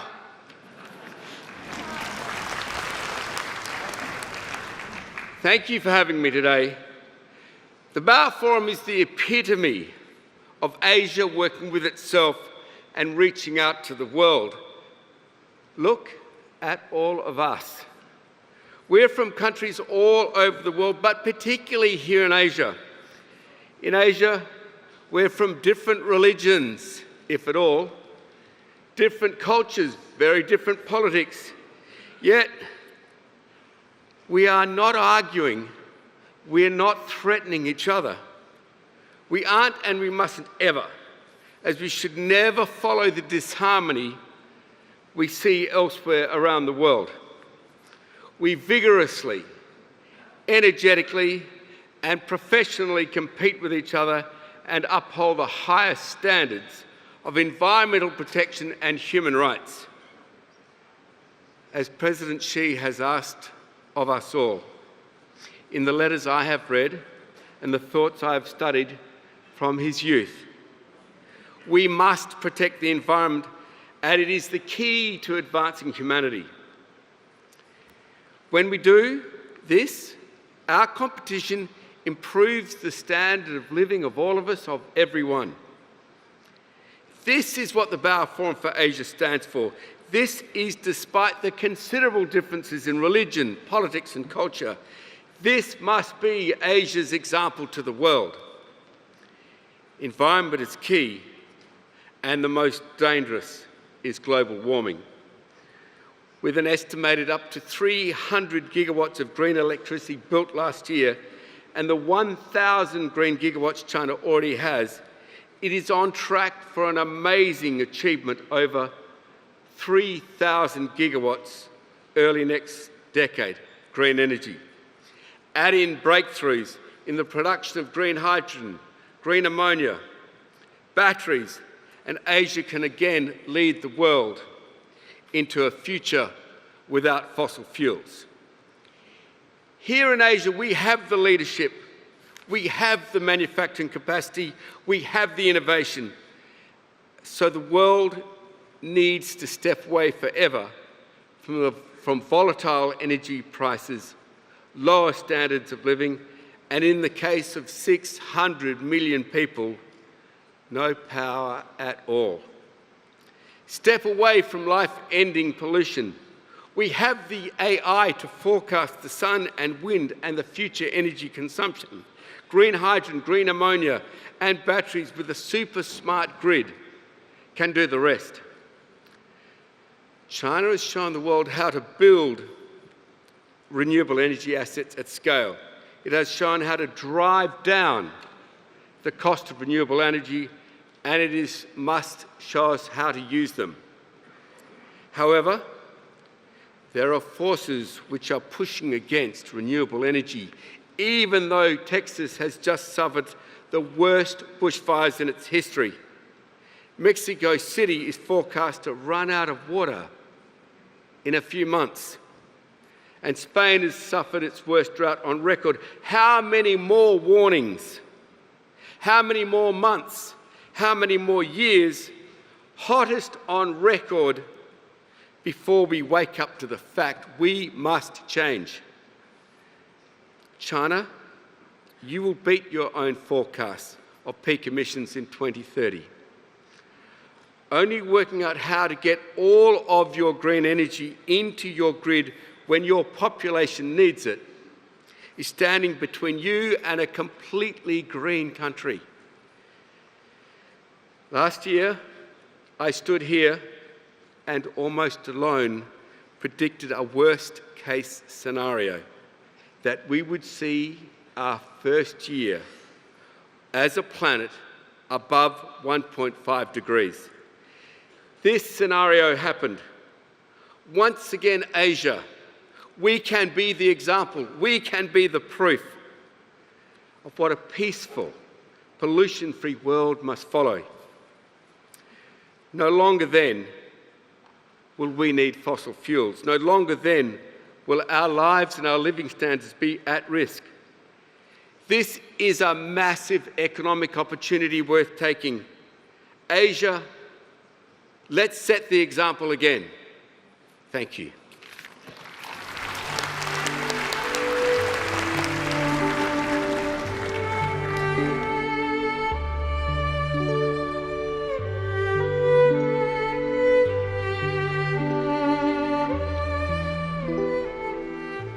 Thank you, Andrew, for your speech. Ladies and gentlemen, 女士们、先生们，开幕大会到此结束。让我们以热烈的掌声，对各国领导人、国际组织的负责人以及工商界代表的精彩发言、精彩致辞，予以热烈的掌声表示感谢。谢谢大家。再次感谢出席开幕式的各位贵宾，请您将同传设备留在座位上或归还给工作人员，并跟随。